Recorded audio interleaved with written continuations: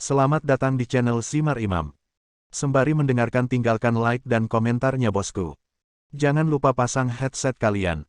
Siapkan kopi dan camilan. Lupakan pahitnya kehidupan. Mari kita dengarkan sambil rebahan. Bab 481.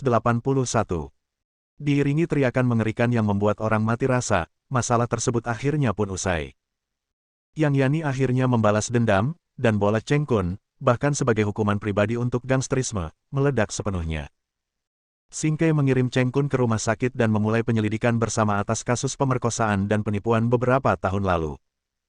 Sejujurnya, sulit untuk mendapatkan bukti dalam kasus pemerkosaan, dan pada dasarnya tidak mungkin untuk menghukum kecuali Cheng Kun mengaku. Namun masalah penipuan Yang Yani sebesar 800.000 yuan tidak sulit untuk diselidiki. Menurut Yang Yani, uang tersebut ditransfer langsung ke rekening Cheng Kun saat itu. Tergantung pada Sing Kei sejauh mana kedua kasus tersebut dapat diselidiki. Tapi demi Yang Yani, dia melepaskannya. Apalagi saat dia melihat Cheng Kun diperlakukan begitu buruk dan bahkan sekarat, dia langsung berhenti membencinya. Secara keseluruhan, simpul-simpul yang telah melekat pada saya selama bertahun-tahun akhirnya terselesaikan. Chen Feng sangat perhatian dan meminta Ning Xue mengatur pekerjaan untuk Yang Yani. Tempat kerjanya ada di Qinxi, dan perusahaan ini secara alami adalah cabang Junlin Group di Qinxi. Pengaturan ini tidak hanya memungkinkan Yang Yani kembali ke kehidupan normal, tetapi juga memberi kesempatan pada Dayong. Apakah dua orang bisa bernasib sama di kota yang sama hanya bergantung pada Dayong sendiri? Yang Yani menerima pengaturan Chen Feng dan mengambil penerbangan mewah kembali ke Qinxi bersama Dayong sore itu. Baginya, hidup telah membuka babak baru. Di lantai atas gedung kantor perusahaan logistik Yang Fan, Sui Lifang berdiri di depan jendela setinggi langit-langit, tangan di belakang punggung dan wajahnya muram. Hari ini adalah hari paling memalukan sejak ia mendirikan perusahaan ini. Seorang gangster yang tidak mencolok sebenarnya bisa membuat Direktur Sing dan Presiden Ning mendukungnya dan menamparkan wajahnya di depan banyak orang. Dia adalah orang yang memiliki wajah terbaik, dan dia benar-benar tidak bisa menelan nafas ini. Sen Yiki membawakan secangkir teh dan menghibur Sui Lifang, "Ketua, tolong jangan marah. Chen Feng ini pada pandangan pertama bukanlah orang biasa. Orang yang dapat dibantu Tuan Ning dan Direktur Sing seperti ini, saya khawatir identitasnya tidak sesederhana itu." Sui Lifang mengambil gelas air dan melemparkannya ke tanah. Dia tampak galak dan berteriak keras, "Saya tidak peduli siapa dia, saya tidak bisa menelan nafas ini." Sen Yiki terkejut dan menyusut. Bahkan dia jarang melihat Sui Lifang begitu marah. Tampaknya kejadian Chen Feng hari ini benar-benar membuat Sui Lifang marah. Setelah merenung sejenak, Sen Yiki tiba-tiba berkata dengan penuh arti, "Ketua, apakah Chen Crazy punya agenda lain dan datang ke Water Cube?" Hah? Sui Lifang, yang awalnya penuh amarah, langsung terkejut. Menjadi berbeda. Dia tampak serius dan bergumam, "Jika ini masalahnya, ini bukan pertanyaan apakah saya marah atau tidak, orang ini harus mati. Water Cube adalah rahasia terbesar perusahaan mereka. Jika Chen Feng datang ke sini untuk ini tujuannya, itu akan menjadi perjuangan hidup dan mati. Water Cube tersembunyi sangat dalam, jadi sulit baginya untuk menemukannya, tapi untuk berjaga-jaga, aku punya ide yang bisa memenjarakan Chen Feng." Sen Yiki tiba-tiba tersenyum aneh. "Apa idemu?" Wajah Sui Lifang menjadi santai. Sen Yiki tersenyum menawan, berjinjit, dan berbisik ke telinga Sui Lifang. Sui Lifang menjadi semakin senang saat dia mendengarkan, dan pada akhirnya, dia tertawa terbahak-bahak. "Ide yang bagus, ayo kita lakukan dengan cara ini." Cara yang diucapkan Sen Yiki sangat sesuai dengan keinginannya. Jika ini terjadi, Chen Gila pasti akan mendapat masalah. Siapa? Tepat ketika mereka berdua merasa bangga, sedikit kejutan tiba-tiba muncul di wajah Sen Yiki.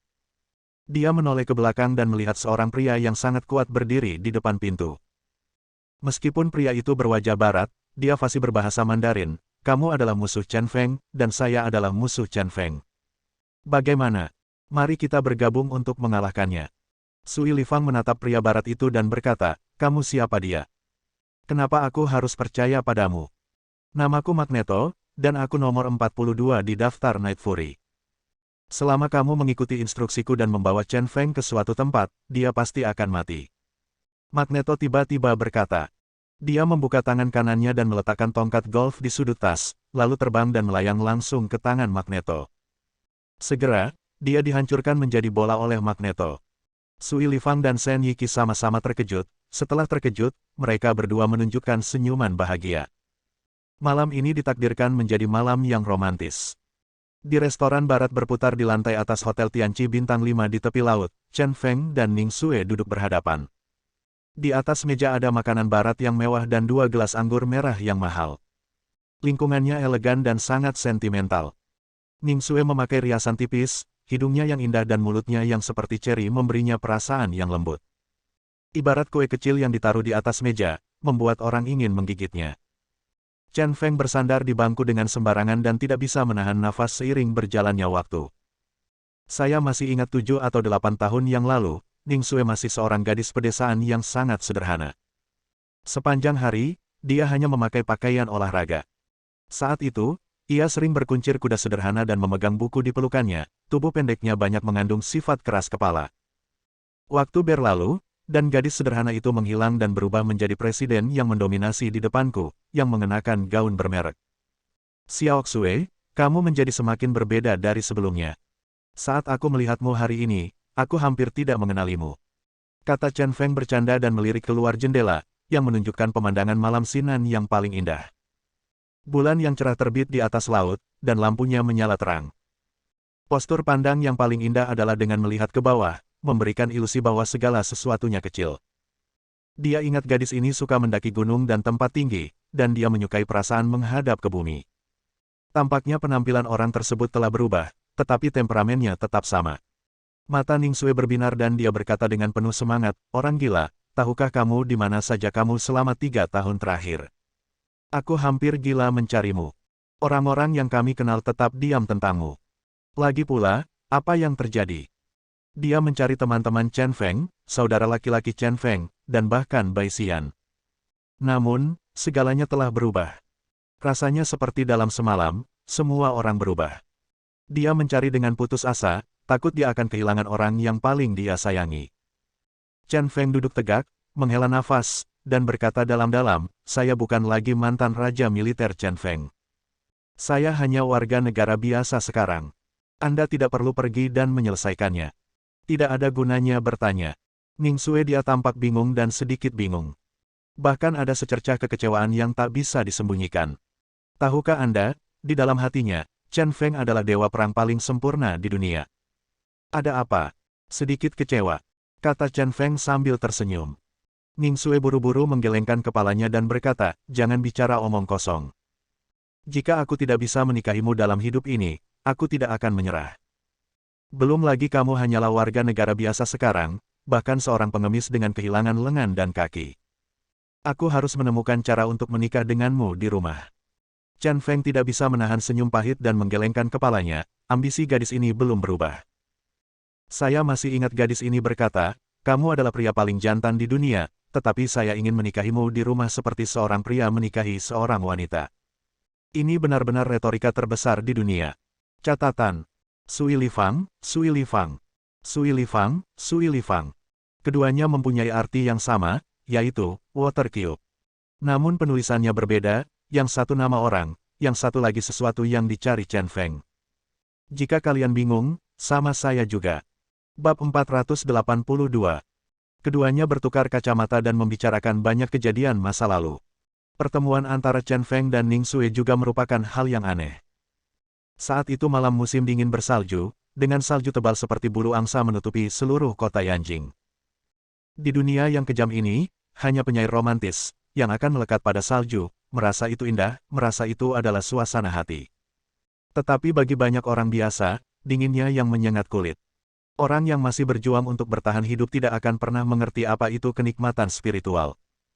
Malam itu, Ning Xue menyadari penyakit kritisnya dan mengobrak-abrik sakunya. Bahkan koin baja terakhir ditemukan, tetapi hanya 247 yuan yang ditemukan.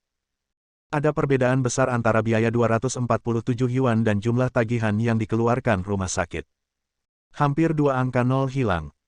Tak berdaya, hati Ning Xue lebih pucat dan dingin dibandingkan kepingan salju di luar. Tak berdaya, dia berteriak, memegang 247 yuan, dan menangis keras di rumah sakit. Dia sangat kurus dan keras kepala sejak dia masih kecil. Tidak peduli penderitaan macam apa yang saya derita, saya tidak pernah menangis. Anak laki-laki di desa yang sama mengganggunya, Tapi dia tidak menangis. Dia tidak menangis karena dia tidak punya uang untuk pergi ke sekolah. Akhirnya, dia diterima kuliah dan diejek oleh teman-teman sekelasnya karena berpakaian buruk, tapi dia tidak menangis.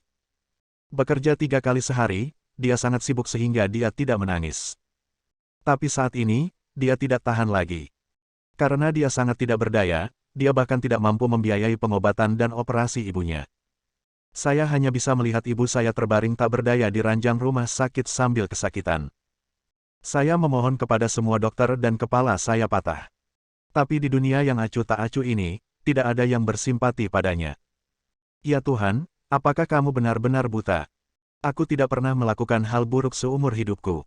Dia berlutut di tanah, meraung, dan mempertanyakan langit. Mengapa dia, yang menjaga dirinya tetap aman, menderita penderitaan seperti itu? Tuhan, sedingin hari bersalju ini, kejam, dan tidak punya jawaban. Saat dia putus asa, seorang pria berseragam militer tiba-tiba muncul di atas kepalanya. Dia mengangkat kepalanya dan menatap pria itu, menghalangi langit, dan kemudian menjadi langitnya. Ibu Ningsue, bahkan setelah menjalani operasi, akhirnya meninggalkan dunia ini, namun kematiannya tidak begitu menyakitkan. Dan dengan bantuan Chen Feng, dia membawa jenazah wanita tua itu kembali ke kampung halamannya, menguburkannya, dan mengembalikan daun-daun yang berguguran ke akarnya. Ayahnya meninggal lebih awal, dan sejak itu, Chen Feng menjadi pria paling perhatian di hati Ningsue. Chen Feng mensponsori dia untuk menyelesaikan studinya dan lulus dari sekolah bisnis terkenal. Meskipun Ningsue berasal dari pedesaan, dia sangat berpikiran bisnis dan memiliki bakat dalam bidang investasi. Dia sering bercanda, jika saya kaya, saya akan membuka perusahaan yang bergerak di bidang investasi, real estate, internet, dan saham. Saya akan melakukan apa saja untuk menghasilkan uang. Saya pasti akan lebih baik daripada Buffett. Saya tidak ingin putus asa karena uang lagi. Itu hanya lelucon, tetapi Chen Feng mengeluarkan cek dari sakunya, menyerahkannya kepada Ningsue dan berkata, ambillah, 100 juta, mulai sebuah perusahaan, saya ingin melihat apakah kamu bisa menjadi Buffett versi perempuan. Pada saat itu, Chen Feng memenuhi seluruh hati Ningsue seolah-olah dia adalah raja dunia. Dia sepenuhnya menyerah, dan dia hanya akan menyerah kepada Chen Feng sepanjang hidupnya. Dengan cara ini, Ningsue mendirikan perusahaan grup Junlin. Tapi Chen Feng tidak pernah menanyakannya, sesederhana memberi Ningsue 10 yuan.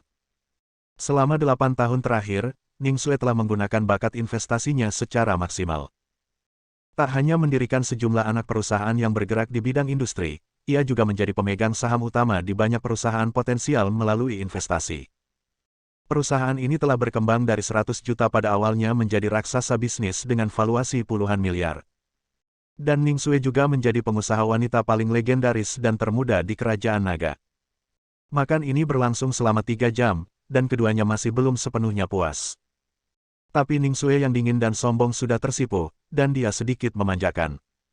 Melihat Chen Feng tidak berani minum lagi, dia mendukung Ningsue dan kembali ke kamar. Kali ini, Ningsue hanya membawa 4 pengawal dan 2 sekretaris, dan perjalanannya terburu-buru. Kemarin juga Chen Feng melihat informasi perusahaan yang Fan di kepala biro Sing dan mengetahui bahwa Junlin memiliki saham, jadi dia menelepon Ningsue untuk mendesaknya datang. Mereka berdua tidak bertemu satu sama lain selama lebih dari 3 tahun dan perlu mengejar ketinggalan. Dia membawa Ningsue ke tempat tidur, melepas sepatunya, dan kemudian menutupi kecantikan tidur itu dengan selimut. Meskipun Ningsue sangat pendek, dia sebenarnya sangat lembut dan menarik, dan dapat dianggap sebagai wanita yang sangat cantik. Tapi Chen Feng tidak pernah memiliki pemikiran yang tidak pantas, dan dia tidak pernah menyentuh seorang wanita tanpa hubungan yang pasti. Dia datang ke ruang tamu suite, berdiri di depan jendela dari lantai ke langit-langit, melihat pemandangan malam yang indah, dan berpikir keras. Pada saat ini, pikirannya terfokus pada sebuah pertanyaan. Siapakah kubus air itu? Selain membalaskan dendam yang Yani hari ini, ia juga melempar batu ke dalam air perusahaan yang Fan. Tapi kalau dilihat dari situasi saat ini, tidak ada percikan yang berguna. Sekarang aku hanya punya 2 perasaan, tapi aku tidak yakin. Kesan pertama adalah Sui Lifang bukanlah Sui Lifang. Perasaan kedua adalah Sui Lifang disembunyikan di perusahaan logistik yang Fan. Jika tidak berhasil, sepertinya saya hanya bisa menggunakan satu trik untuk memancing ular keluar dari lubang. Guk guk guk. Saat dia memikirkannya, telepon Chen Feng tiba-tiba berdering. Saya mengeluarkan telepon dan melihat bahwa itu adalah nomor dari kota Sinan, itu adalah panggilan dari orang yang menarik. Halo, Kakak Hei, kenapa kamu meneleponku selarut ini? Chen Feng berkata sambil tersenyum. Peneleponnya adalah Kakak Hei.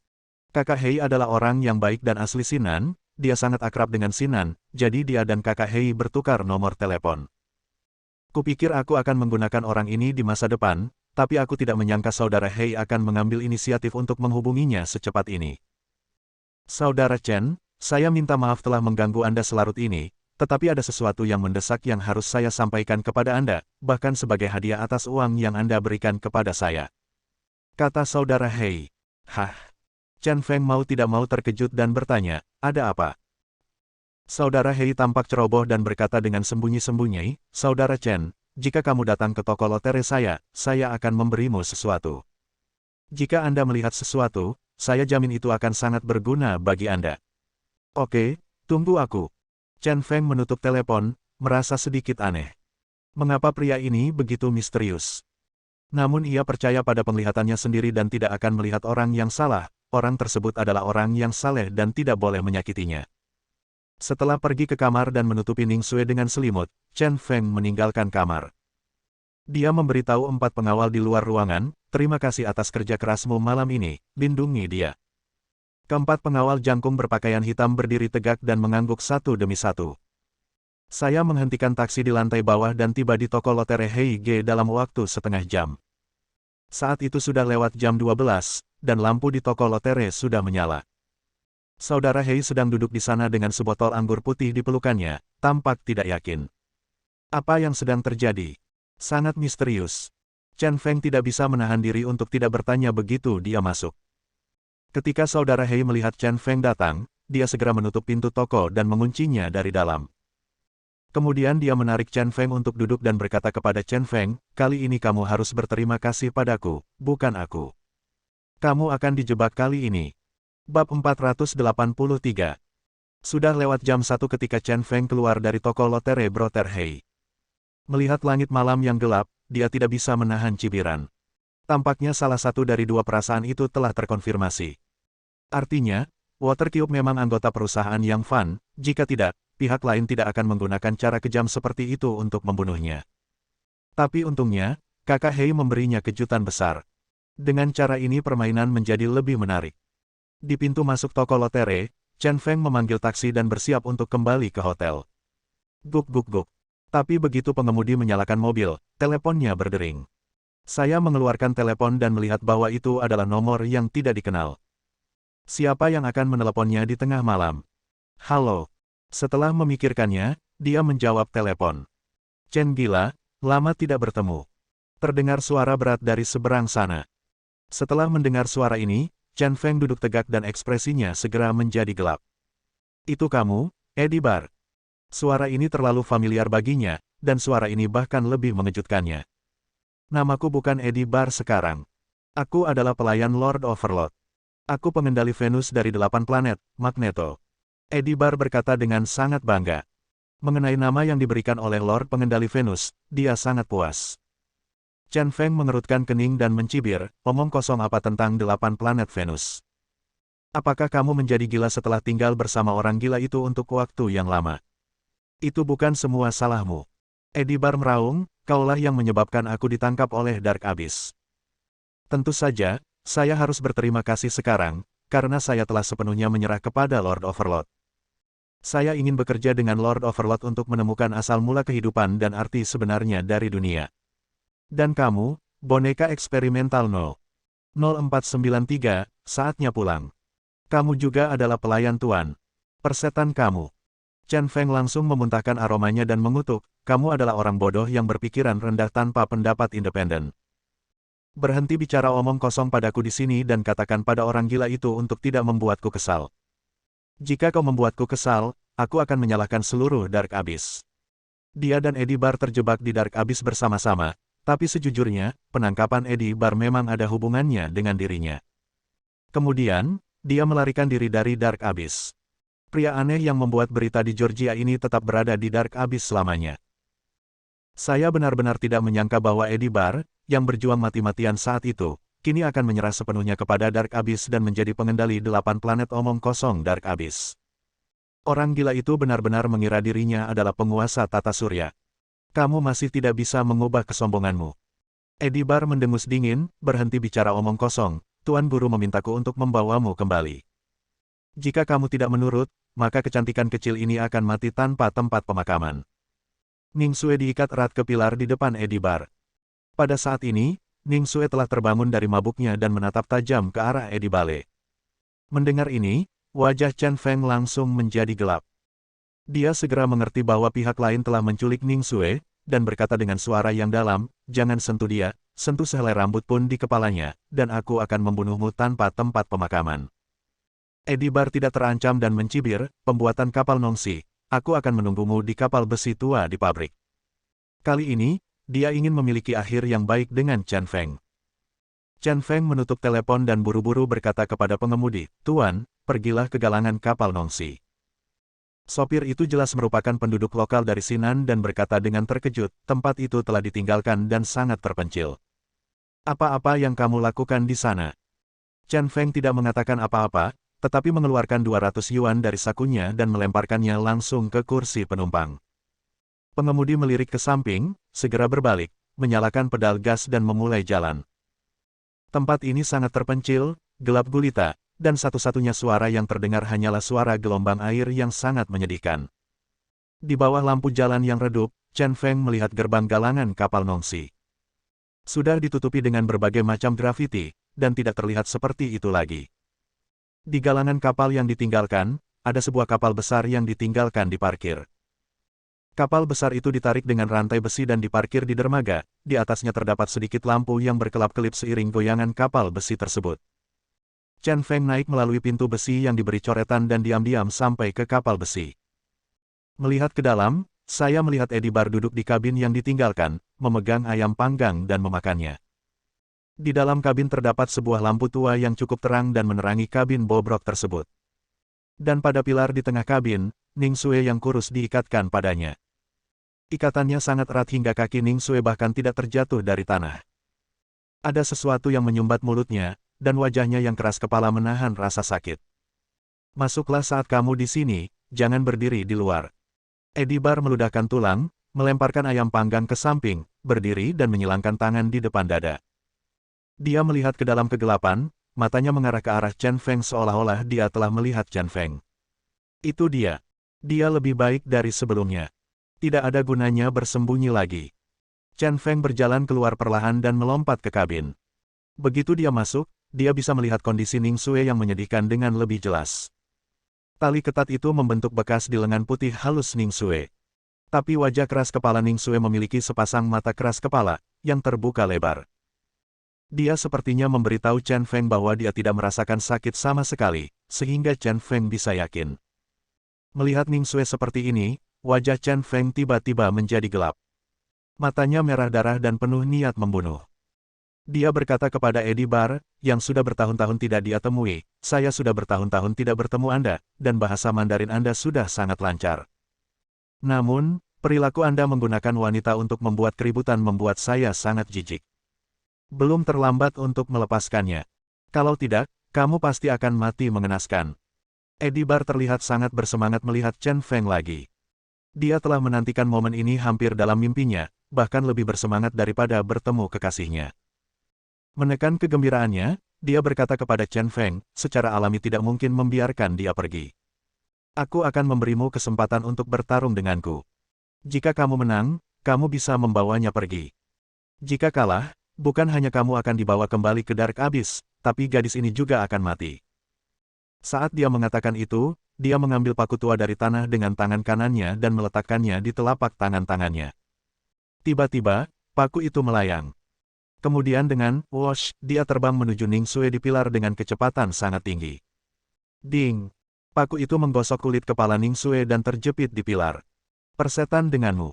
Hati Chen Feng bergetar karena panik. Jika Edibar benar-benar ingin membunuh Ning Xue sekarang, bahkan jika dia mengambil tindakan, dia tidak akan pernah bisa menyelamatkan Ning Xue melalui Edibar. "Saya tidak bertemu dengannya selama beberapa tahun, tetapi orang ini sebenarnya berada dalam situasi yang menakutkan. Psikopat itu mengubah daya tarik tubuhmu. Chen Feng bertanya dengan heran. Saat itu, Eddie Bar adalah manusia magnet ketiga di dunia. Orang seperti ini terlahir dengan tingkat kemagnetan tertentu pada tubuhnya dan dapat menarik benda-benda yang mengandung zat besi ke dalam tubuhnya. Dua orang pertama yang ditemukan memiliki tubuh magnet adalah dua wanita dari Inggris dan Rusia, dan Eddie Bar dari Georgia adalah orang ketiga. Karena fisiknya yang istimewa inilah dia menarik orang gila dan menangkap Eddie Bar ke Dark Abyss untuk penelitian. Bab 484. Sejujurnya, perubahan Eddie Bar masih mengejutkan Chen Feng.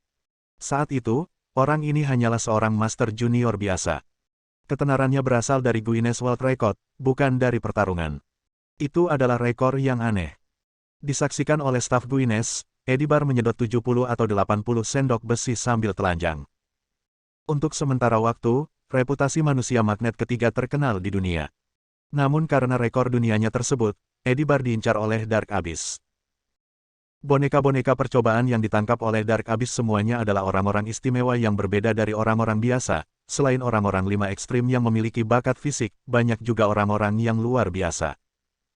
Seperti orang yang tidak mengenal rasa sakit, orang yang memiliki ingatan akan kehidupan lampau, orang yang memiliki ingatan super fotografis, orang yang memiliki kawat besi dan berlian di tubuhnya, Singkatnya, semakin aneh dan spesial orang tersebut, semakin besar kemungkinan mereka ditangkap oleh Dark Abyss. Yang disebut Master Gila, yaitu ilmuwan gila, bertujuan untuk menemukan asal-usul kehidupan dan makna sebenarnya dunia dari kelompok orang khusus ini. Tidak hanya itu, ia juga menggunakan kemampuan transformasinya yang luar biasa untuk memperkuat atau mengubah ciri-ciri boneka eksperimental tersebut. Tidak, Eddie Bar yang hanya bisa menyerap peralatan besi, kini seperti pengontrol medan magnet. Tampaknya ia memiliki kemampuan untuk mengendalikan semua zat yang mengandung zat besi di sekitarnya. Kemampuan menantang surga ini seperti kekuatan super di film. Eddie Bar membuka tangannya dengan sangat bangga, dan untuk sesaat, seluruh kabin bobrok tampak bergetar. Dia menikmati perasaan mengendalikan segalanya, dan berkata dengan bangga, "Aku membencimu pada awalnya. Jika kamu tidak menggunakan aku sebagai batu loncatan, Dark Abyss tidak akan menangkapku. Aku tidak membencimu lagi. Aku bahkan berterima kasih padamu. Kaulah yang mengizinkanku bertemu Tuan Guru, yang memperkuat medan magnet yang awalnya lemah di tubuhku beberapa kali. Dan setelah bertahun-tahun berlatih, sekarang aku bisa mengendalikan sepenuhnya medan magnet ini. Kekuatanku bahkan lebih leluasa ditarik kembali. Aku telah berkembang dari orang tak dikenal yang kesulitan masuk daftar Night Fury menjadi Night Fury ke-42 di daftar Night Fury, Magneto. Semua ini adalah terima kasih, malam ini, saya ingin mengucapkan terima kasih banyak." Sekrup bekas, paku, batangan baja bekas, dan lembaran besi berbagai bentuk, singkatnya benda besi, digantung di sekitar Andi Bale. Yang lebih besar, lebih berat, dan tidak bisa mengapung juga ikut gemetar. Selain itu, ada belati berkilau, pisau baja, dan pedang panjang yang tak terhitung jumlahnya, juga menari mengelilingi Eddie Bal di udara. Barang-barang besi tua itu awalnya milik kapal besi yang ditinggalkan ini, namun senjata-senjata cemerlang ini dilemparkan ke dalam kabin oleh Eddie Bar. Itu untuk pertempuran dengan Chen Feng ini. Karena ini adalah senjatanya dan patuhi sepenuhnya perintahnya. Pada saat ini, momentumnya sangat mencengangkan, dan dia mengendalikan segalanya seperti penguasa segala sesuatu. Setrikanya menari dengan liar, dan bila tajamnya ditembakkan, sepertinya bisa menusuk Chen Feng ke landak dalam sekejap. Chen Feng sedikit mengernyit dan menatap ke depan. Dengan jabat tangan kanannya, sebilah pedang putih muncul di tangannya. Setiap sel di tubuhnya tegang. Pertarungan ini pasti luar biasa. Tetapi bahkan pada saat yang menegangkan ini, dia tidak lupa memberi Ning Xue pandangan yang meyakinkan. Ning Xue, yang dikejutkan oleh kemampuan menakutkan Eddie Bar, merasa sangat lega saat melihat mata Chen Feng. Dia sangat yakin bahwa Chen Feng adalah dewa perang yang berjalan di dunia, dewa perang yang tak terkalahkan. Kecuali dia mati, ini tidak akan pernah berubah. Oke, rasakan terornya, pergilah ke neraka, Blade River. Eddie Bar mengangkat sudut mulutnya dan melotot. Bilah terbang itu sepertinya telah berkumpul di Sungai Baja, menyerang Chen Feng. Cek. Ini sangat penuh kebencian, dan dia menggunakan trik besar segera setelah dia muncul. Crazy Chen sedikit membungkukkan tubuhnya, melangkah mundur dengan kuat dengan kaki kanannya, dan mendorong tubuhnya ke depan dan belakang kuda. Bilah putih itu ada di telapak tangan kanannya, berputar dengan cepat, menghasilkan bayangan. Dia mengulurkan telapak tangannya ke depan, dan bila putih yang awalnya berputar perlahan memperpanjang radius rotasinya. Semakin lama semakin panjang, dan akhirnya panjangnya lebih dari 1 meter. Miso, memutar dan melindungi tubuh Chen Feng. Boom, boom, boom. Benda terbang padat itu menghantam lingkaran pelindung tempat pedang putih itu berada. Suaranya keras dan percikan api beterbangan. Itu berlangsung lebih dari 10 detik, dan bila terbangnya tersebar di seluruh tanah. Putaran serangan ini akhirnya berakhir. Serangan mengerikan itu diselesaikan sepenuhnya dengan pedang telanjang Chen Feng. Ini sangat berbahaya. Chen Feng menarik napas panjang dan berhenti dengan tangan kanannya. Bila putih itu melewati rantai ramping dan kembali ke tangan. Edibar tidak bisa menahan diri untuk tidak berseru, sungguh menakjubkan. Saya ingat ketika Anda dan saya ditangkap ke dalam Dark Abyss. Anda hanya berada di puncak kekuatan Master. Sekarang saya adalah pembangkit tenaga listrik perantara, tetapi saya tidak bisa menghancurkanmu. Tampaknya ini kekuatanmu juga meningkat pesat. Perkembangan dari Master menjadi kuat tidaklah sesederhana itu. 70% Master tidak akan pernah mencapai level yang kuat seumur hidup mereka. Dia membuat terobosan hanya karena Lord Overlord memodifikasi tubuhnya dan memperkuat medan magnetnya. Tapi saya tidak menyangka kekuatan Chen Feng juga akan berkembang pesat. Awalnya mengira itu akan menjadi serangan satu tembakan, tapi sekarang tampaknya itu akan menjadi pertarungan yang berlarut-larut.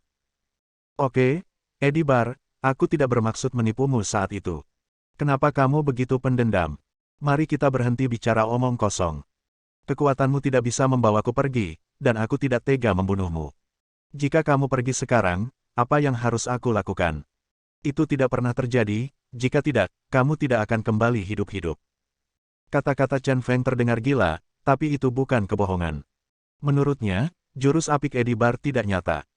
Semua kekuatan yang dibangun oleh kekuatan eksternal tidak dapat bertahan dalam ujian praktik. Medan gaya. Kedengarannya luar biasa dan tampak cemerlang, tapi itu saja. Ukuran kekuatan tertinggi adalah apakah Anda bisa membunuh lawan. Chen gila, kamu benar-benar terlalu sombong. Awalnya, Tuan Guru memintaku untuk membawa yang hidup kembali, tapi aku juga bisa membawa yang mati sebagai pilihan terakhir.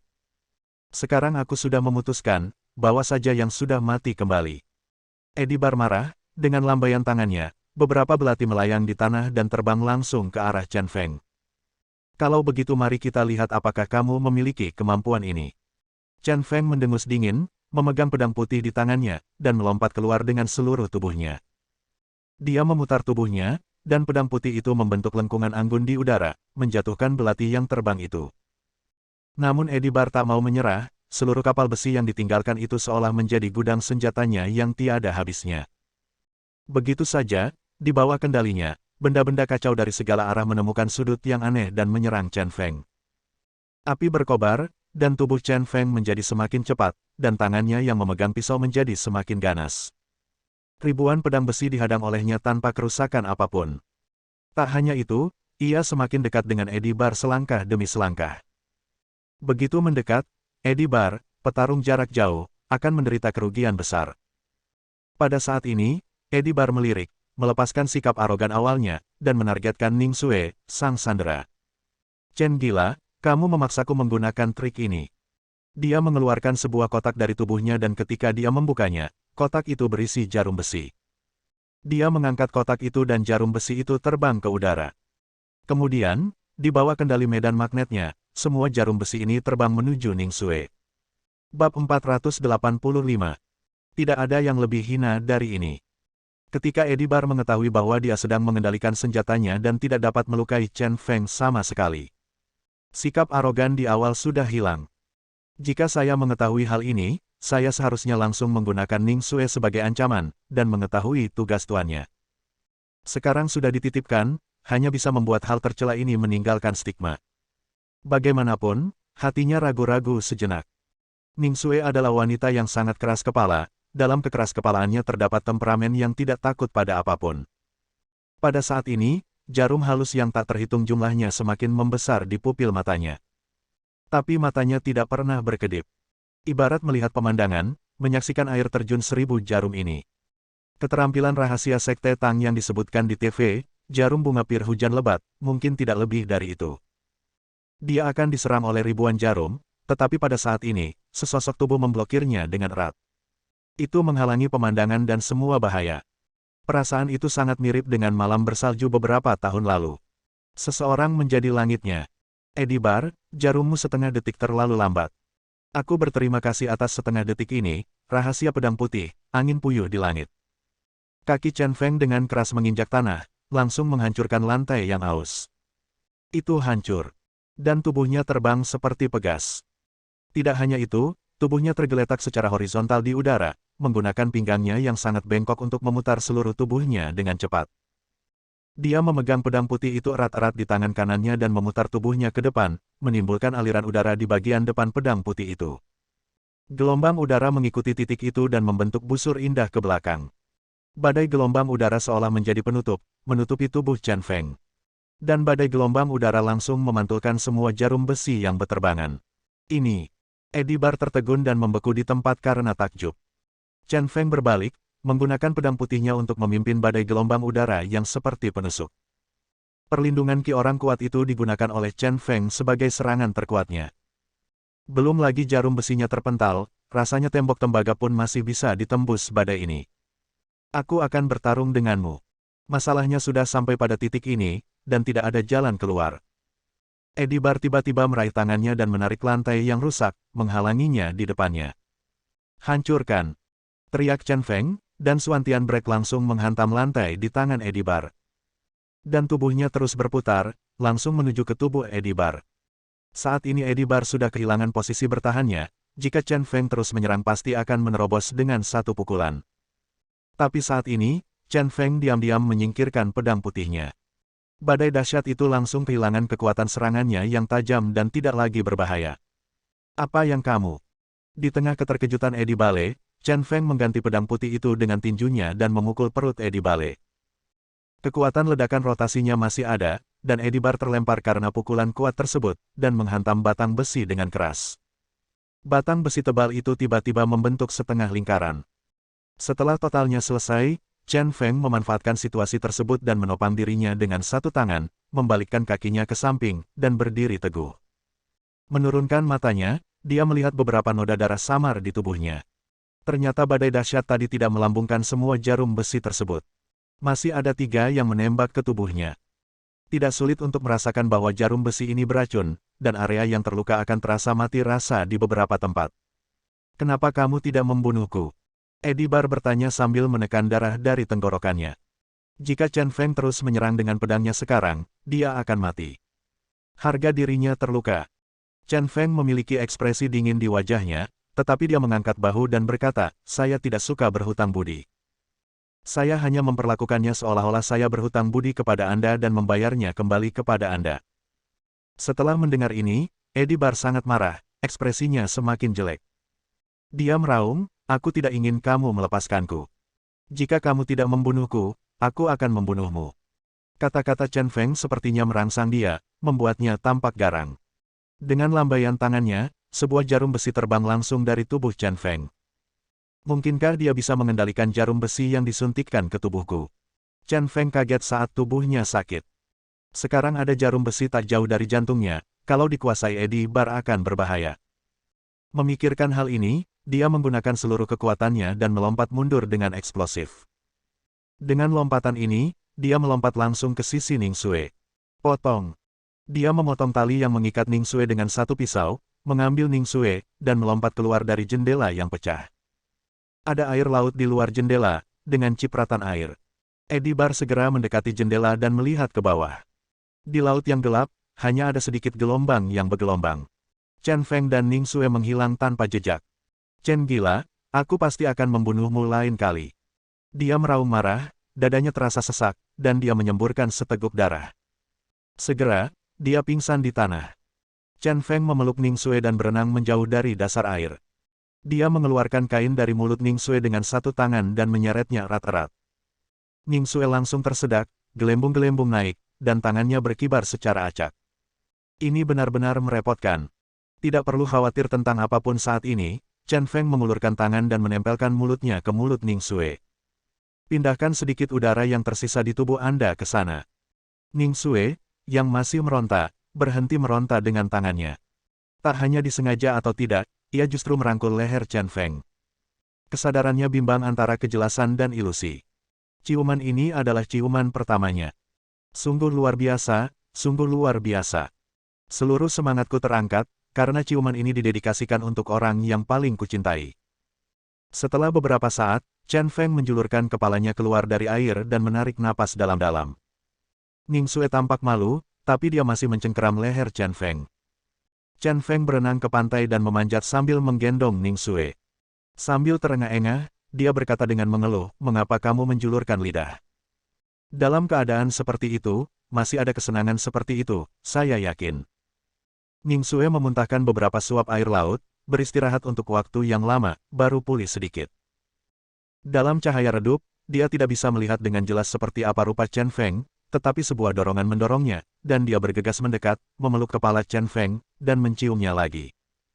Sudah berapa tahun berlalu, apalagi ciuman pertama, sudah berapa kali aku ingin mempersembahkan tubuhku untuk pria ini. Namun pria ini tidak tergerak sama sekali, menolaknya seperti wanita suci.